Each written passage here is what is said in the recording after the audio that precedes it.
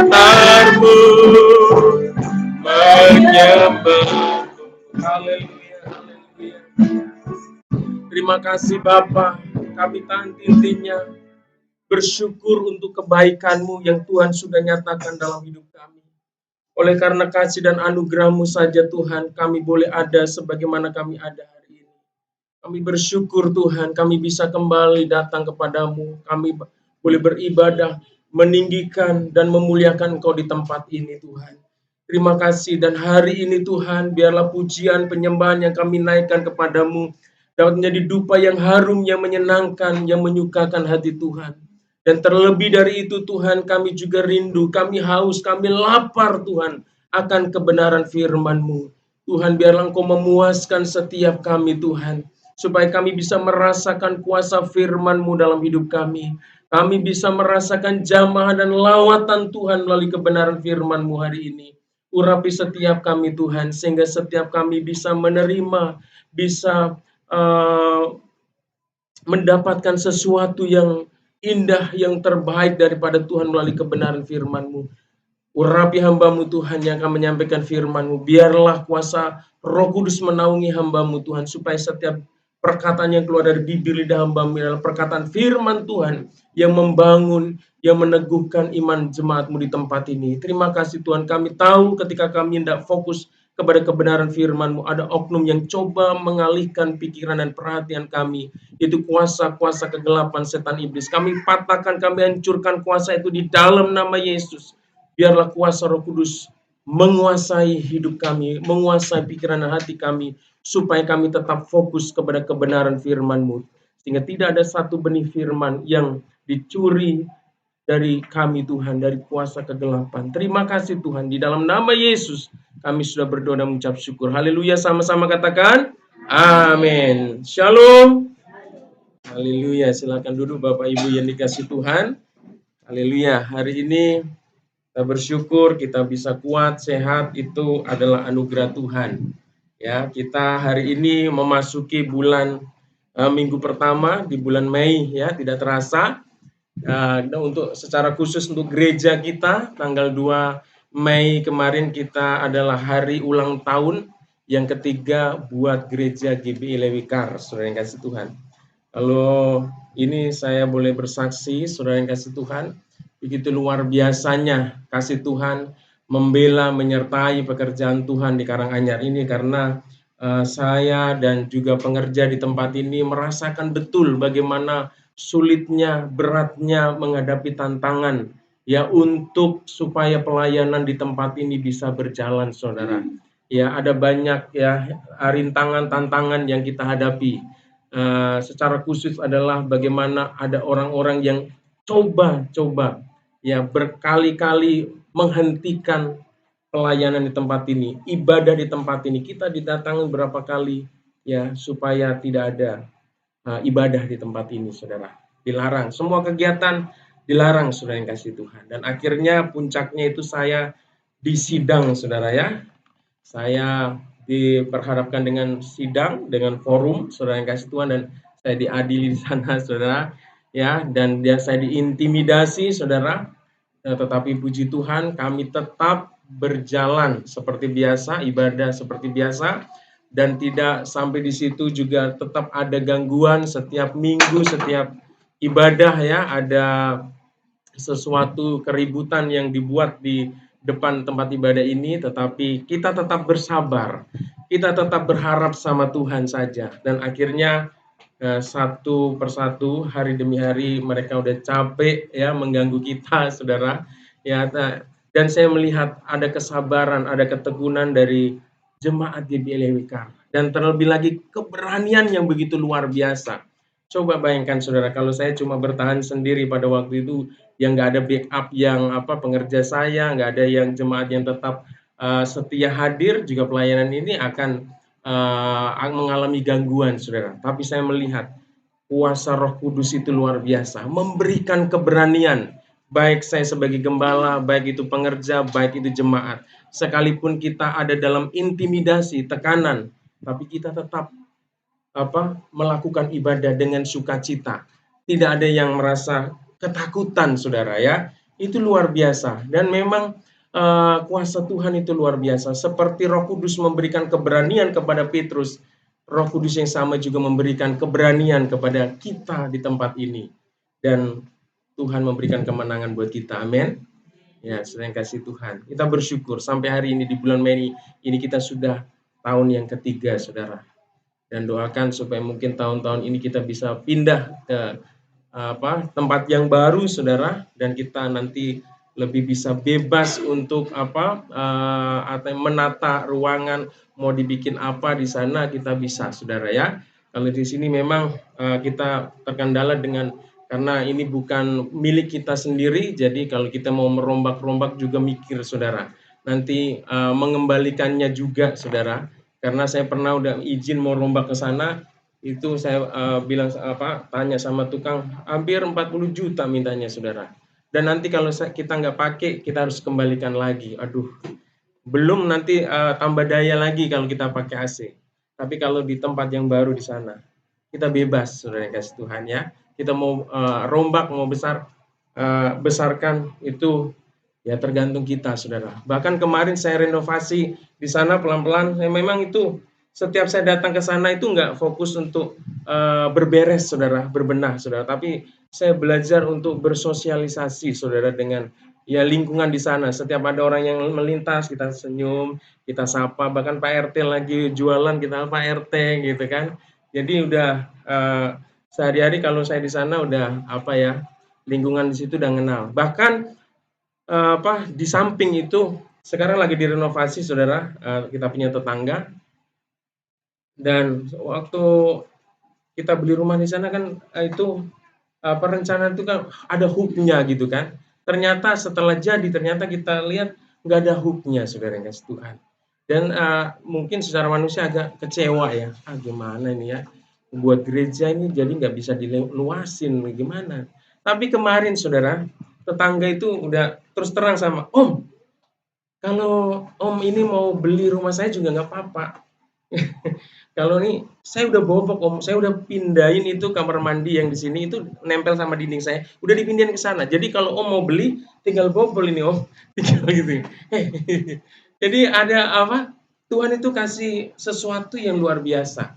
Ya kita nanti berpikirnya gimana ya tetangga ya, yang belakang itu namanya Pak Abdul, saudara. Saya kira ya, waduh mungkin orang ini gimana ya, tapi setelah saya berkomunikasi enak juga. Sering kasih Tuhan. Di sebelah ini juga orangnya kayaknya mukanya pertama muka-muka judes gitu, saudara.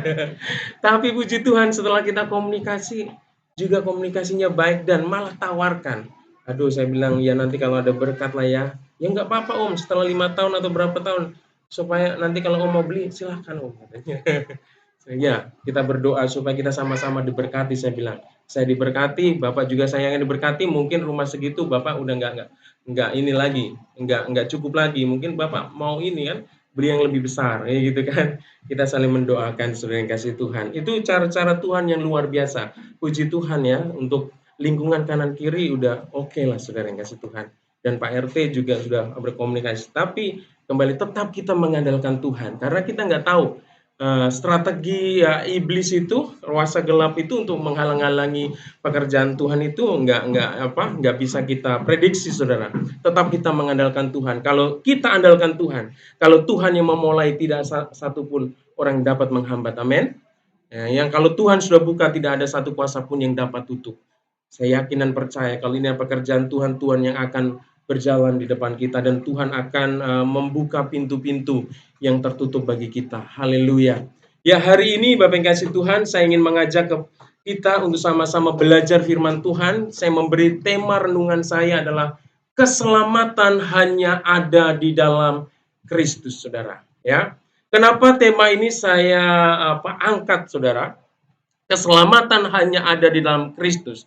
Karena belakangan ini, saudara yang kasih Tuhan, ya, bahkan juga kami hamba-hamba Tuhan dari GBI mendapat himbauan baik dari BPP maupun BPD supaya melakukan sebuah penggembalaan kepada jemaat, saudara, untuk memberikan pengajaran yang alkitabiah, saudara.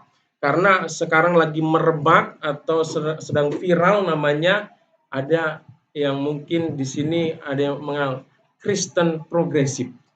Ada yang dengar? Halo, ada yang dengar? Angkat tangannya, ada yang dengar? Wah, ada ya, ada Kristen progresif, saudara, atau teologi progresif, saudara yang kasih Tuhan ya. Dan ini sedang viral dan apa? Dan ini sangat sangat meresahkan, saudara, di kalangan di dalam kekristenan, saudara. Karena ajaran mereka tidak didasarkan kepada kebenaran firman Tuhan yang ada di dalam Alkitab kita, saudara. Sekalipun mereka mengaku bahwa sumber pengajaran mereka berdasarkan dari firman Tuhan, dari Alkitab, saudara.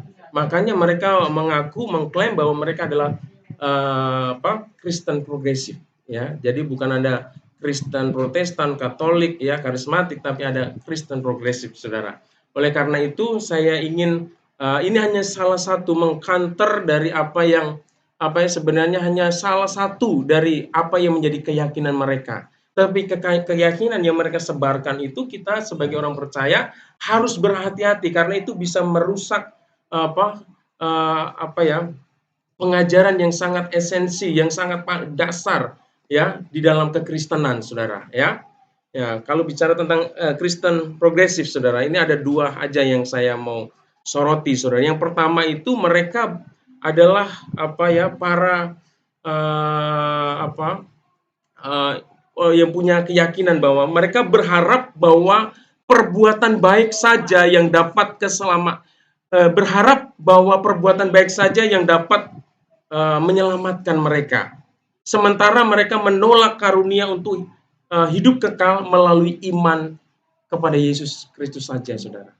Jadi menurut keyakinan mereka, saudara, menurut pemahaman mereka, menurut teologi mereka, saudara, bahwa keselamatan bagi mereka itu ada ya di luar Kristus, saudara. Jadi selain orang yang percaya sama Tuhan Yesus, ya, mereka juga meyakini bahwa orang yang ada di luar Kristus, saudara, mereka juga akan dapat diselamatkan. Mereka bisa masuk ke dalam kerajaan surga. Yang penting berbuat baik, saudara. Nah, kita nanti akan lihat apakah pandangan seperti ini sesuai dengan kebenaran firman Tuhan. Dan mereka bukan hanya bicara tentang keselamatan, jalan keselamatan, atau cara seseorang mendapatkan keselamatan itu hanya karena perbuatan baik, saudara. Tetapi mereka juga menyangkal, saudara. Ya, menyangkal akan kepenuhan Allah Tritunggal atau Trinitas, Allah Bapa, Anak, dan Roh Kudus. Mereka tidak meyakini, saudara, tentang keilahian, ya, Yesus maupun Roh Kudus, saudara. Dari mereka pengajarannya tentang Allah Tritunggal, Allah Trinitas ini juga berbeda dengan apa yang diajarkan oleh gereja-gereja yang ada, saudara. Oleh karena itu, hari ini secara khusus adalah bicara tentang keselamatan. Ya, apakah kita sebagai orang percaya ya juga punya pemahaman atau tidak mengerti bahwa sebenarnya keselamatan yang ada di dalam Kristus, di dalam kebenaran firman Tuhan itu mengajarkan bahwa Yesuslah satu-satunya yang dapat ya memberikan keselamatan, saudara, bagi orang yang berdosa, ya. Kita akan melihat ya, judulnya ada keselamatan hanya ada di dalam Kristus, saudara. Kita lihat ayat slide berikutnya, slide yang kedua, Bang. Naik lagi. Ya. Ini kita akan melihat ya kebenaran ya. Yang pertama yang harus kita jadikan pegangan sebagai orang Kristen, bahwa keselamatan itu hanya ada dalam Kristus, ya. Kebenaran pertama ya, firman Tuhan mengatakan bahwa Yesuslah satu-satunya penyelamat, saudara. Jadi kalau kita mempelajari kebenaran firman Tuhan, maka kita akan mendapatkan kesaksian, pernyataan firman Tuhan bahwa Yesuslah pribadi, Yesuslah satu-satunya pribadi yang olehnya manusia berdosa dapat diselamatkan, saudara. Jadi bukan karena kuat dan gagah kita diselamatkan, tetapi oleh karena iman di dalam Kristus Yesus, di dalam iman akan pengorbanannya di atas kayu salib, saudara. Ya, mari kita lihat firman-Nya, saudara. Ya, yang mengatakan bahwa firman Tuhan ini mengatakan bahwa Yesuslah satu-satunya penyelamat yang kita butuhkan ya untuk kita mendapatkan kehidupan yang kekal di sorga, saudara ya. Kisah Para Rasul pasal 4 ayat 12 ya, firman Tuhan katakan begini. Dan keselamatan tidak ada di dalam siapapun juga selain di dalam Dia. Nah, kalau Bapak dan Ibu membaca secara utuh perikop firman Tuhan yang ada di dalam pasal 4 ini, ya, kita memahami bahwa yang dimaksud dengan Dia di sini adalah Tuhan Yesus Kristus. Ya. Dan keselamatan tidak ada di dalam siapapun juga selain di dalam Dia. Sebab di bawah kolong langit ini tidak ada nama lain yang diberikan kepada manusia yang olehnya kita dapat diselamatkan, saudara. Jadi di bawah kolong langit ini, saudara yang kasih Tuhan, tidak ada nama lain ya yang olehnya manusia mendapat keselamatan selain di dalam Yesus Kristus, saudara. Jadi kalau ada orang yang mengatakan bahwa kita dapat mendapatkan keselamatan, kita dapat masuk ke sorga, kita dapat mendapatkan kehidupan yang kekal di sorga bersama Allah Bapa dengan cara yang lain, saudara, itu tidak sesuai dengan kebenaran firman Tuhan. Karena firman Tuhan menegaskan tidak ada nama lain di bawah kolong langit ini yang olehnya manusia atau kita yang berdosa ini dapat memperoleh keselamatan, saudara. Jadi hanya nama Yesus yang dapat menyelamatkan kita. Amin.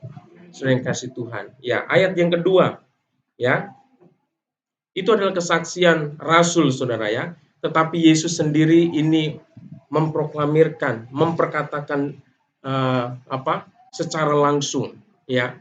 Dia menyatakan siapa sesungguhnya Dia, saudara. Di dalam Yohanes 14 ayat 6, firman Tuhan katakan ini perkataan Yesus. Kata Yesus kepadanya, Akulah jalan dan kebenaran dan hidup. Tidak ada seorang pun yang datang kepada Bapa kalau tidak melalui aku. Jadi firman Tuhan mengatakan bahwa Yesus adalah satu-satunya jalan untuk kita bisa datang kepada Allah Bapa di sorga.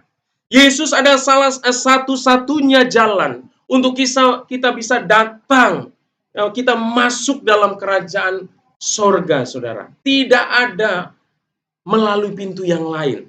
Kan hanya ya, akulah jalan kebenaran hidup. Tidak ada seorang pun, ya. Tidak ada, berarti tidak ada pintu yang lain, saudara. Kalau dunia ini mengatakan ada peribahasa, ya, banyak jalan menuju Roma, ya. Artinya bisa kita pergi kota Roma sana. Ada banyak cara untuk mencapai tujuan, tetapi untuk mencapai, ya, sorga, kehidupan yang kekal, kita tidak bisa melalui jalan yang lain kecuali melalui Yesus Kristus, saudara. Jadi kalau ada yang mengajarkan kepada kita bahwa ya sudahlah, kamu gak usah percaya Yesus, yang penting kamu berbuat baik, saudara, maka kamu juga nanti akan masuk surga. Itu adalah ajaran yang tidak sesuai dengan kebenaran firman Tuhan. Orang yang bertobat itu bukan hanya sekedar dia meninggalkan dosanya, saudara. Meninggalkan perbuatan-perbuatan daging, saudara. Tetapi di dalam pertobatan itu harus ada namanya iman kepada Yesus Kristus. Yang tadinya belum percaya kepada Yesus, dia menjadi percaya. Di situ arti kata pertobatan itu, saudara. Jadi pertobatan itu sebagai yang dimaksud oleh kebenaran firman Tuhan bukan hanya sekedar meninggalkan perbuatan yang tidak baik, ya, menuju yang baik saja, tetapi pertobatan yang sesungguhnya adalah pertobatan yang disertai, ya, namanya pikiran kita ini diperbarui, ya. Yang tadinya tidak percaya Yesus menjadi percaya Yesus. Yang tadinya mempercayai ya sesuatu yang di luar Yesus, sekarang kita mengubah pikiran kita, mengubah iman kita, ya, dan mengarahkan pandangan kita kepada Yesus. Itulah iman yang ada dalam kekristenan, saudara. Iman yang sesuai dengan Alkitab, saudara. Kita nggak bisa hanya mengandalkan bertobat, meninggalkan dosa. Yang tadinya suka berbohong, tidak berbohong lagi, ya. Yang tadinya suka pukul, sekarang tidak pukul lagi. Bukan hanya sekedar itu, saudara. Tetapi pertobatan ini juga mencakup tentang iman seseorang, saudara. Yang tadinya dia mengimani sesuatu di luar Kristus, sekarang dia mengimani Kristus sebagai Tuhan dan Juru Selamatnya secara pribadi dalam hidupnya. Saudara yang kasih Tuhan. Oleh karena itu, kebenaran yang pertama, ya, yang perlu kita perhatikan adalah bahwa firman Tuhan mengatakan bahwa Yesuslah satu-satunya penyelamat, saudara. Oleh karena itu, kalau ada yang mengajarkan kita, memasukkan satu paham bahwa kita bisa masuk surga hanya dengan berbuat baik, saudara, itu tidak alkitabiah. Oleh karena itu, kita harus kembali kepada kebenaran firman Tuhan. Dan hal yang kedua, saudara, kebenaran kedua yang perlu kita lihat, saudara, sebagai dasar bahwa kenapa sih kita ini sebagai orang yang sudah berdosa, ya, sebagai manusia tidak bisa memperoleh kehidupan kekal, ya, kerajaan sorga itu hanya dengan mengandalkan kekuatan kita sendiri, saudara, ya. Kebenaran kedua yang perlu kita perhatikan adalah firman Tuhan mengatakan bahwa semua manusia telah berdosa dan manusia berdosa tidak dapat mengupayakan atau mengusahakan keselamatan untuk dirinya sendiri, dan hanya kasih karunia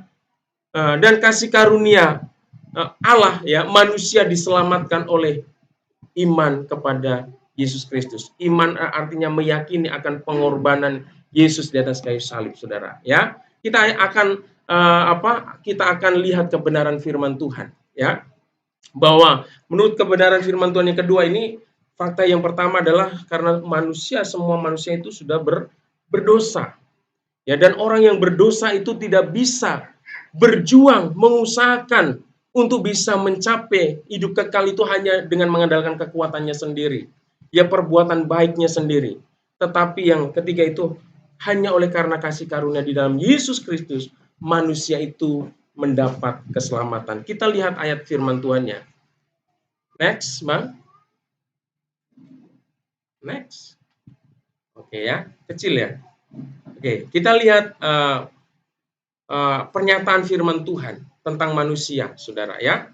Di dalam Roma 3 ayat 23 dikatakan, karena semua orang telah berbuat dosa dan telah kehilangan apa?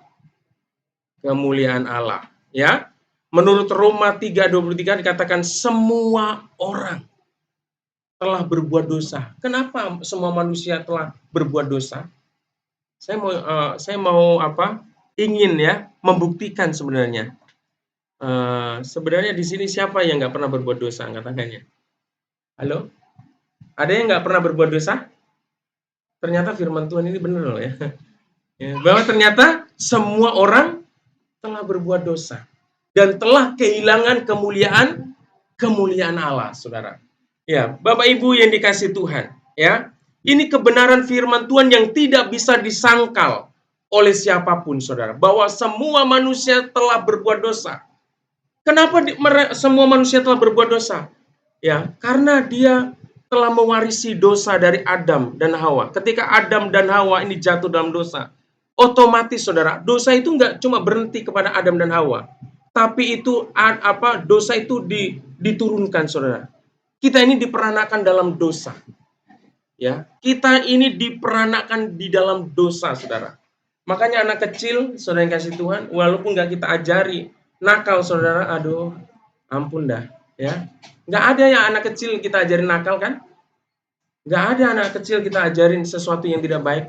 Pinter sendiri, ya, pinter sendiri, saudara. Karena apa? Ada benih, saudara, kuasa dosa, ya, ada kuasa dosa, ya, yang ada di dalam dirinya, saudara. Walaupun kita tidak ajarin untuk melakukan dosa, mereka berbuat dosa, saudara, ya.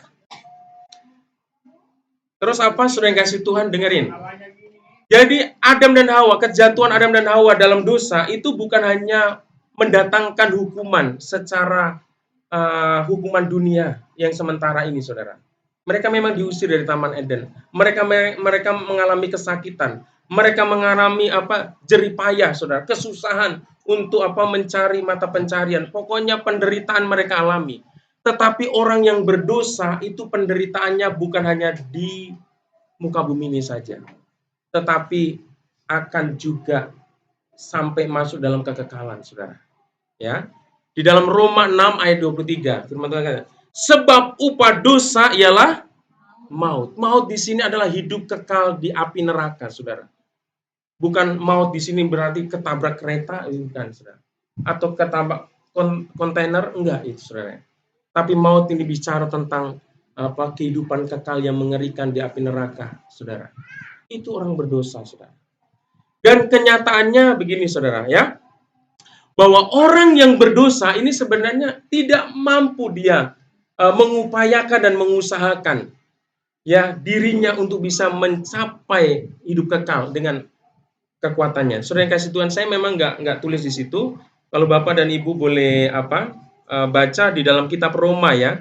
Kitab Roma pasal 7 ayat 15, ayat 17 dan sampai ayat 20 saya akan bacakan. Ini keadaan orang yang dalam kuasa dosa, saudara. Dia tidak akan mampu, ya, tidak akan mampu mengerjakan sesuatu yang baik untuk dirinya sehingga dia dapat meraih kehidupan yang kekal, saudara, di sorga. Ya, ini keadaan, ini sebuah kesaksian dari Rasul Paulus, saudara, ya. Di dalam Roma 7 ayat 15 dan saya lanjutkan ayat 17 sampai 20. Firman Tuhan katakan seperti ini. Sebab apa yang aku perbuat, aku tidak tahu, kata Rasul Paulus, ya. Sebab apa yang aku perbuat, aku tidak tahu. Karena bukan apa yang aku kehendaki yang aku perbuat, tetapi apa yang aku benci, itulah yang aku perbuat. Rasul Paulus mengatakan bahwa sebenarnya dalam hidupnya itu sebagai orang berdosa, ya, dia sebenarnya melakukan sesuatu yang enggak dia inginkan. Tapi itu yang terjadi, saudara. Yang, ya, karena bukan apa yang aku kehendaki aku perbuat, tetapi apa yang aku benci itulah yang aku perbuat. Jadi kalau kita mungkin berkata, aku nggak mau bohong. Siapa sih yang mau bohong? Tapi kadang-kala kita nggak bisa, saudara, untuk tidak bohong gitu. Ya. Terus kalau demikian bukan aku lagi yang memperbuatnya, tetapi kuasa yang ada di dalam aku. Ya, kuasa apa? Kuasa dosa tadi. Jadi sebenarnya manusia ini kan pengennya mau berbuat baik, saudara.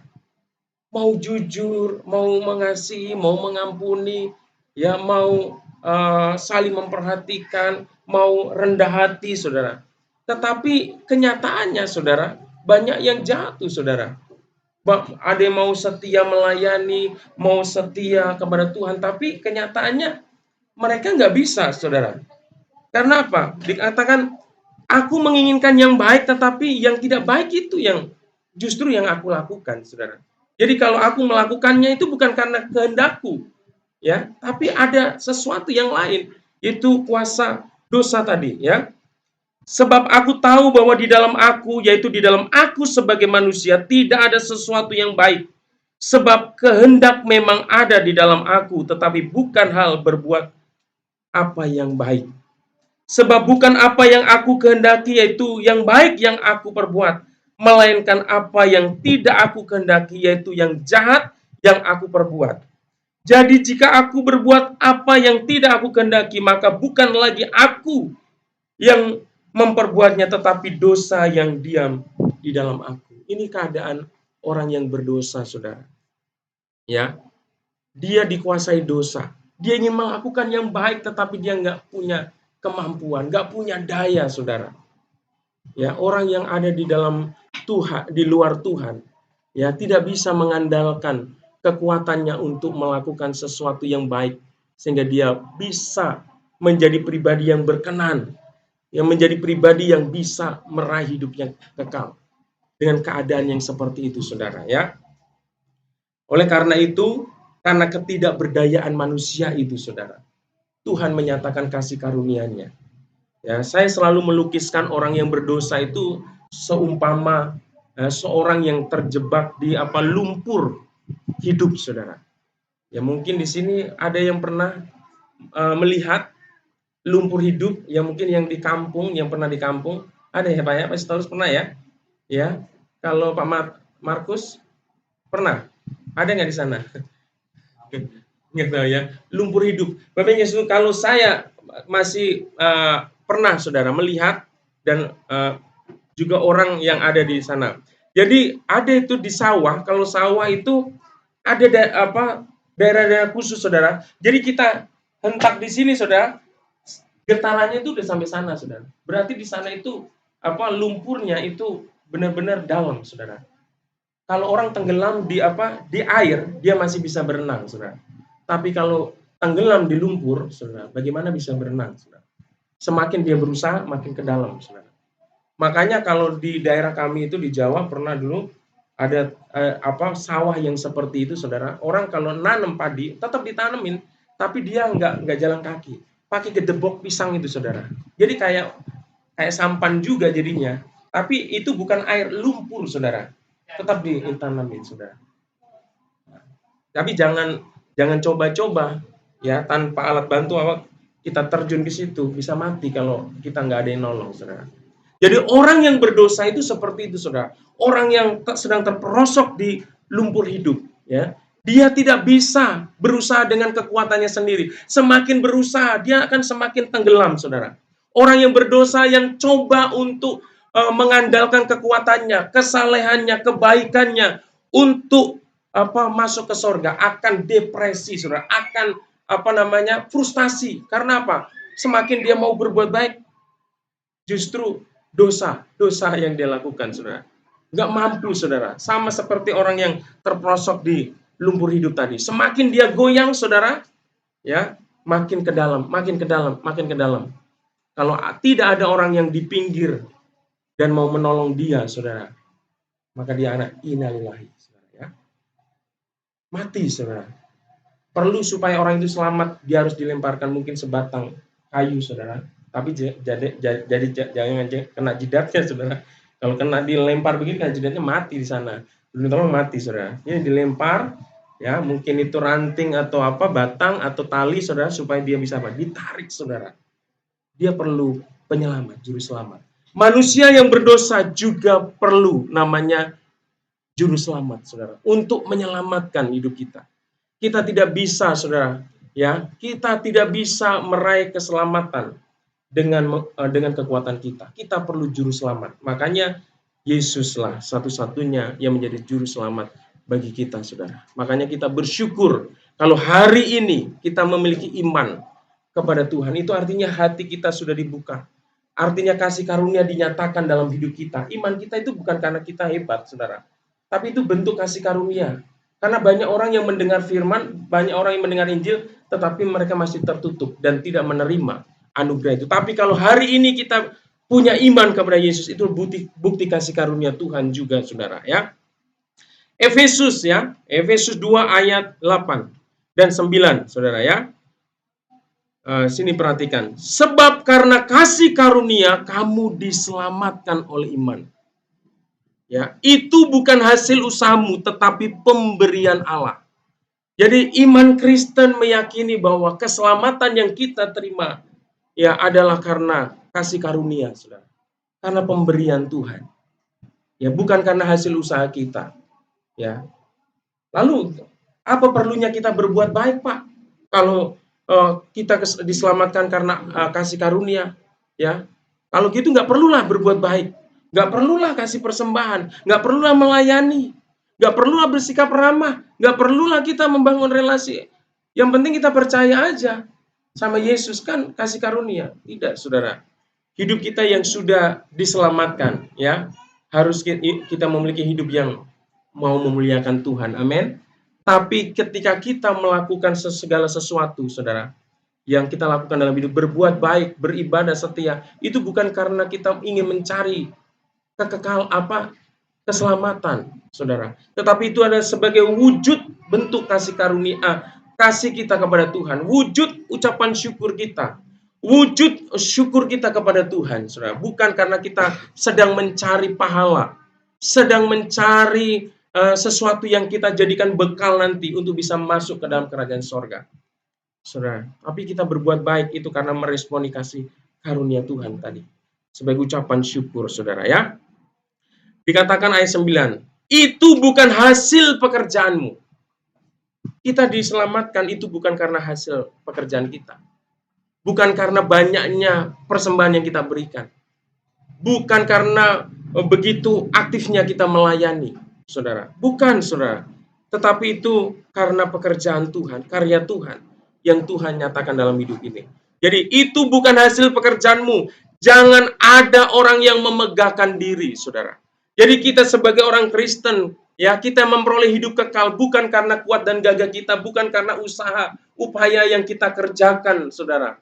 Tetapi oleh karena pemberian, oleh karena kasih karunia Tuhan, oleh karena itu dalam hidup kita sebagai orang percaya, jangan pernah memegahkan diri. Jangan pernah meninggikan diri, jangan pernah menyombongkan diri di hadapan Tuhan atas hidup kekal yang Tuhan berikan. Karena itu kasih karunia, pemberian dari Tuhan, saudara. Kita harus menyadari, saudara, pemberian yang Tuhan berikan ini bukan pemberian yang ecek-ecek, saudara, yang biasa-biasa. Pemberian yang sangat berharga dalam hidup kita.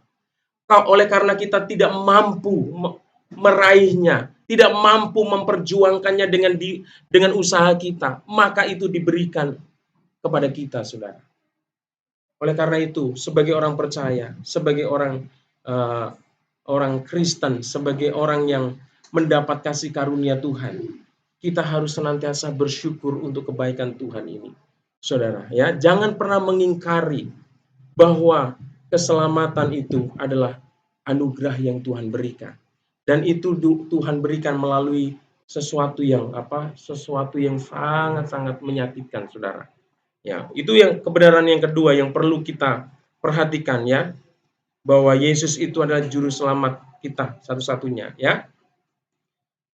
Dikatakan bahwa firman Tuhan menegaskan bahwa manusia itu adalah orang yang berdosa.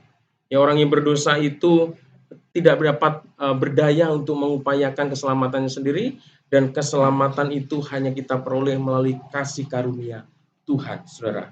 Kita akan lihat kebenaran yang ketiga, saudara, ya, untuk meyakinkan dan meneguhkan bahwa keselamatan itu memang hanya ada di dalam Kristus Yesus. Ya, kita lihat, ya, kebenaran ketiga ini yang perlu Bapak dan Ibu perhatikan. Jika ada keselamatan di luar Yesus Kristus, maka sia-sialah pengorbanan Yesus di atas kayu salib.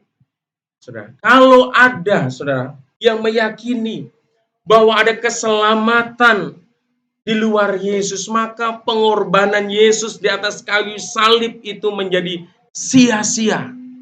Tidak ada artinya, tidak ada nilainya, saudara. Sedangkan kalau kita mau merenungkan pengorbanan Yesus di atas kayu salib itu adalah wow, luar biasa. Sebelum Yesus tergantung di kayu salib, ada peristiwa, saudara, yang begitu mengerikan yang dialami Yesus. Ada penyiksaan yang begitu luar biasa, saudara. Untuk apa kalau ada keselamatan di luar Yesus? Untuk apa Yesus capek-capek? Untuk apa Yesus mau sakit dan menderita di atas kayu salib, saudara? Maka itu tidak ada artinya penderitaan Yesus, saudara. Saudara yang kasih Tuhan, Alkitab kita, ya, menyatakan kepada kita, justru karena ketidakberdayaan manusia yang berdosa itu tadilah, Yesus harus turun dari sorga, saudara, menjadi manusia, dan dia mengalami semua penderitaan itu. Untuk apa? Untuk menggantikan kita, yang tadinya harus dihukum, yang harusnya kita menderita, saudara, tetapi posisi kita digantikan oleh Yesus Kristus, saudara. Ya, penderitaan digantikan di dalam tubuh Yesus Kristus. Oleh karena itu, tidak mungkin, saudara, ya, keselamatan itu ada di luar Kristus. Kalau ada, maka pengorbanan Yesus menjadi sia-sia. Tidak ada artinya, saudara. Ya, kalau ada keselamatan di luar Yesus, ngapain Yesus capek-capek mau menderita, turun ke bumi ini untuk mengalami penderitaan, penganiayaan yang begitu mengerikan, saudara. Dan untuk Yesus menghadapinya sendiri karena begitu berat dan takutnya, dia sampai ketika dia berdoa, dia mencucurkan keringat-keringat darah, saudara. Karena itu saking beratnya penderitaan itu, saking beratnya beban itu, saudara. Oleh karena itu, orang yang mengatakan keselamatan ada di luar Kristus, dia tidak menghargai pengorbanan Yesus di atas kayu salib yang begitu luar biasa. Saudara yang kasih Tuhan, orang yang menganggap ada keselamatan di luar Kristus, menganggap remeh, menganggap rendah, menganggap tidak ada nilainya pengorbanan Yesus di atas kayu salib. Dan yang kedua, saudara, maka sia-sialah amanat agung yang Tuhan Yesus berikan buat kita. Ya, bukankah ketika Yesus disalib, dia mati, dia bangkit, dan sebelum dia naik ke sorga, dia memberi amanat agung, amanat perintah yang sangat penting kepada murid-muridnya.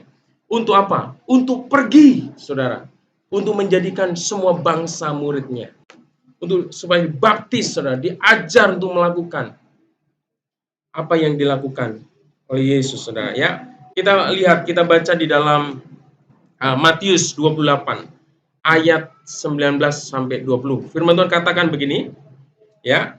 Karena itu pergilah, jadikanlah semua bangsa muridku, dan baptislah mereka dalam nama Bapa dan Anak dan Roh Kudus, dan ajarlah mereka melakukan segala sesuatu yang telah kuperintahkan kepadamu.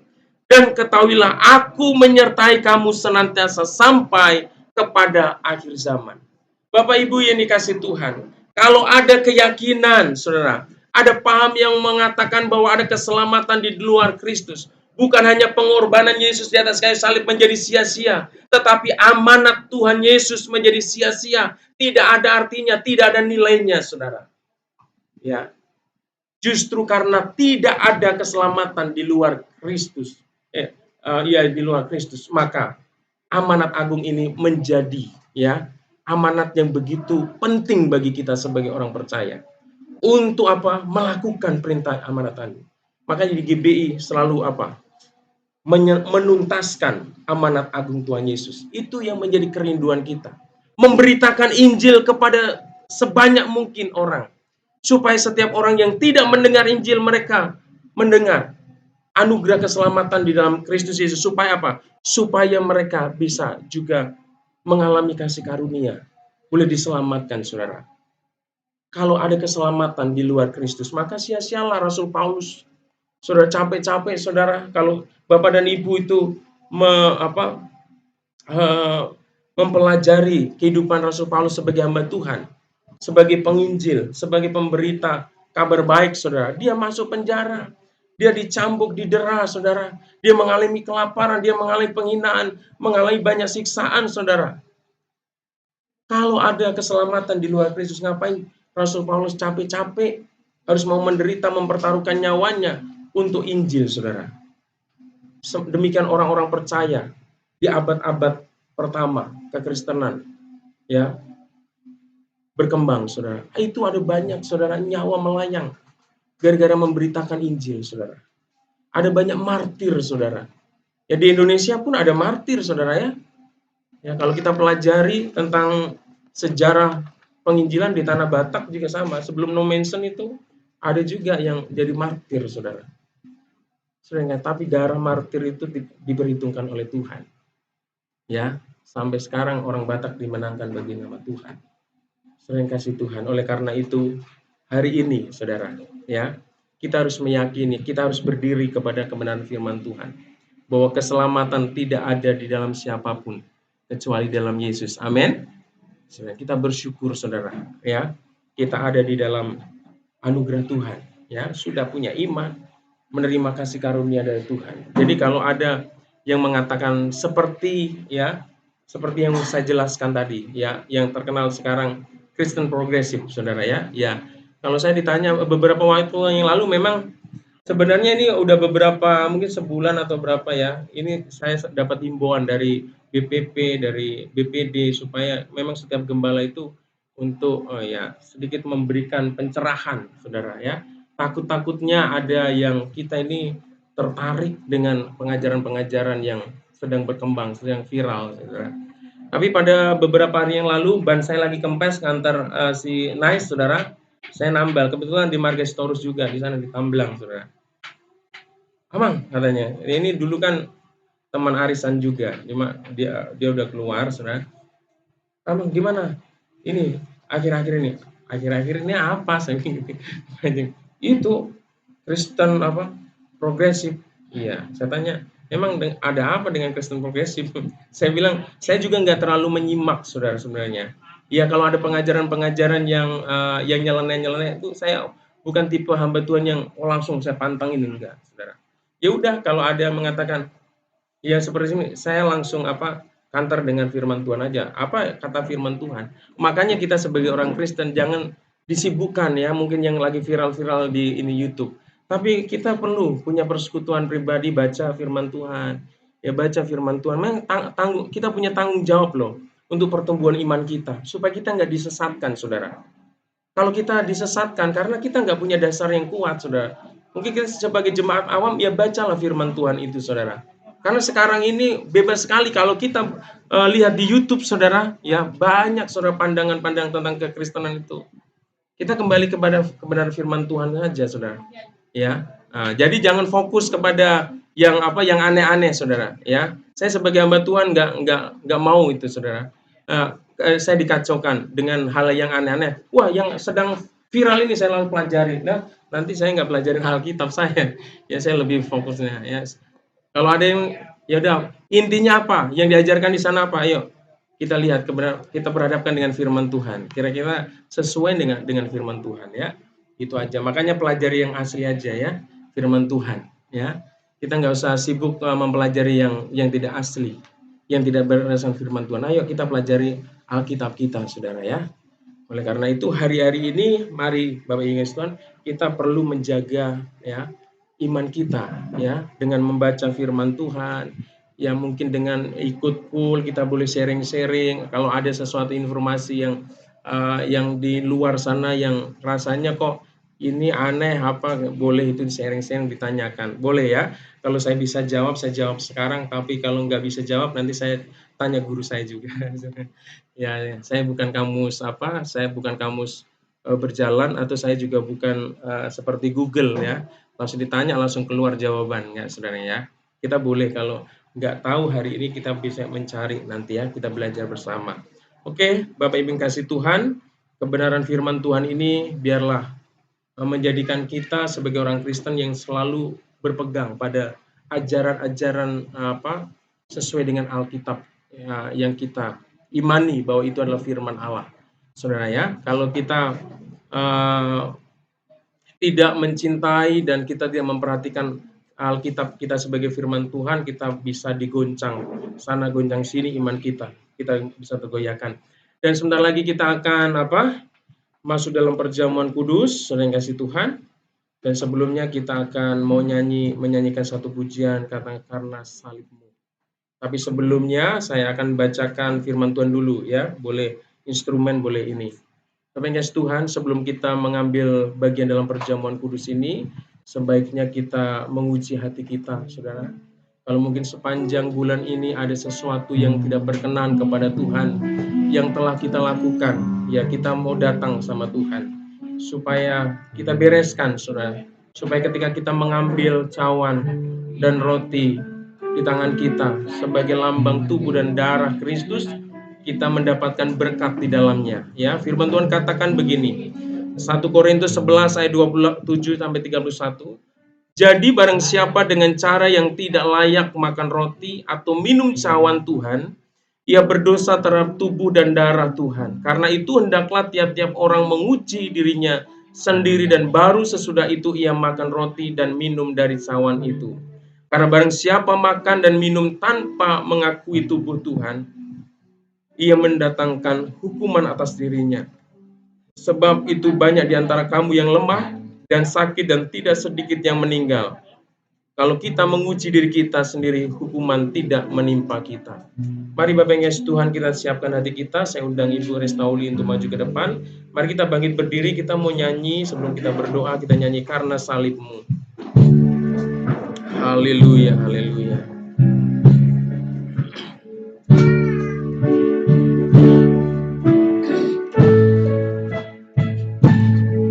Karena salibmu ku hidup, karena salibmu ku menang. Engkau yang berkuasa sanggup untuk melakukan mujizat-Mu di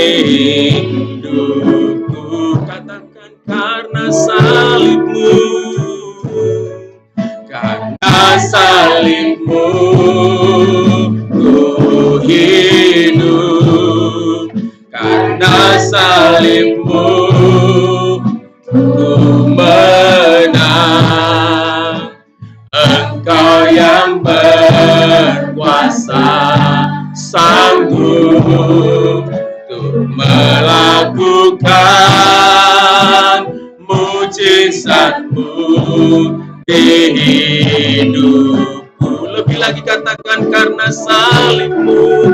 Haleluya, karena salib-Mu ku hidup, karena salib-Mu ku menang. Engkau yang berkuasa, sanggup untuk melakukan mujizat-Mu di hidupku, untuk melakukan mujizat-Mu di hidupku. Haleluya, mari kita sembah. Haleluya, haleluya, haleluya, haleluya. Terpujilah nama-Mu Tuhan, terpujilah Engkau Yesus. Terima kasih buat kasih-Mu, buat anugerah-Mu Tuhan. Haleluya, haleluya, haleluya, haleluya. Segala pujian, hormat, dan syukur kami naikkan kepadamu Tuhan. Untuk siang hari ini Tuhan, kami sudah merenungkan kebenaran firman-Mu. Berdasarkan firman-Mu Tuhan, kami diteguhkan kembali bahwa firman Tuhan yang kami jadikan pegangan dalam hidup kami, yang adalah firman Allah itu Tuhan, menegaskan bahwa tidak ada keselamatan di luar Yesus. Kami diajarkan Tuhan, iman kami diteguhkan hari ini Tuhan. Kami melihat bahwa hanya Engkau Tuhan, satu-satunya jalan untuk kami memperoleh hidup yang kekal Tuhan. Terima kasih Tuhan, kami yang berdosa ini, yang tidak mampu mengusahakan dan mengupayakan diri kami untuk mendapatkan hidup yang kekal itu. Tetapi oleh karena kasih dan anugerah-Mu Tuhan, Engkau memberikan hidup kekal melalui Engkau memberikan anak-Mu yang tunggal, Yesus Kristus, yang rela mati menderita di atas kayu salib Tuhan.